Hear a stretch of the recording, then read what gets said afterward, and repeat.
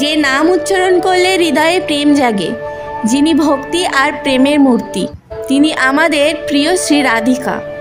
আজ শুনব তার অলৌকিক জন্মকথা। বহু বছর আগে বৃন্দাবনের নিকটবর্তী বর্ষণা গ্রামে বসবাস করতেন রাজা বিষবানু ও রানী কৃত্তিকা। তারা ছিলেন ভক্তিমতী ও পরম ধার্মিক, কিন্তু তাদের একমাত্র দুঃখ ছিল তাদের ঘরে সন্তানের অভাব। দিনরাত তারা ভগবানকে প্রার্থনা করতেন একটি সন্তানের জন্য। অবশেষে তাদের অগাধ ভক্তিতে সাড়া দিলেন পরমেশ্বর। একদিন ভোরবেলা যমুনার তীরে রাজা বৃষবানু গভীর ধ্যান ও স্নান সেরে দাঁড়িয়েছিলেন। হঠাৎ আকাশ থেকে নেমে এলো এক অতুলনীয় আলোক রাশি। সেই আলোর মাঝে দেখলেন এক অনিন্দ সুন্দরী কন্যা শিশু শুয়ে আছে। চোখ দুটি বন্ধ, কিন্তু তার দেহ থেকে নির্গত হচ্ছে দেবদেবীর মতো উজ্জ্বল আলো। রাজা মুহূর্তেই বুঝলেন এ কোনো সাধারণ শিশু নন। তিনি শিশুটিকে কোলে তুলে নিয়ে এলেন প্রাসাদে।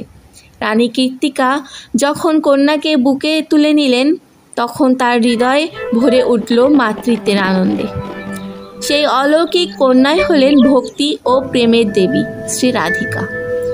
শ্রী রাধার জন্মের সঙ্গে সঙ্গেই গোটা বর্ষণা গ্রাম ভরে উঠল আনন্দে। বৃন্দাবনের প্রতিটি বৃক্ষ, প্রতিটি পুষ্প যেন খুশিতে নেচে উঠল। আকাশ থেকে ঝরল ফুলের বৃষ্টি, পাখিরা গাইতে লাগলো মধুর সুর, গোপীগণ নাচতে লাগলেন আনন্দে। সবাই বলতে লাগলো এ জন্ম বৃন্দাবনের শ্রেষ্ঠ আশীর্বাদ। কিন্তু তখনও এক অলৌকিক রহস্য লুকিয়ে ছিল।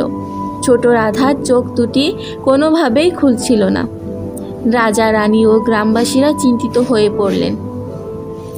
অবশেষে সেই রহস্যের উন্মোচন হলো যেদিন প্রথমবার নন্দলাল শ্রীকৃষ্ণ বাঁশি বাজালেন। সেই সুর শুনেই শ্রীরাধার চোখ দুটি ধীরে ধীরে খুলে গেল।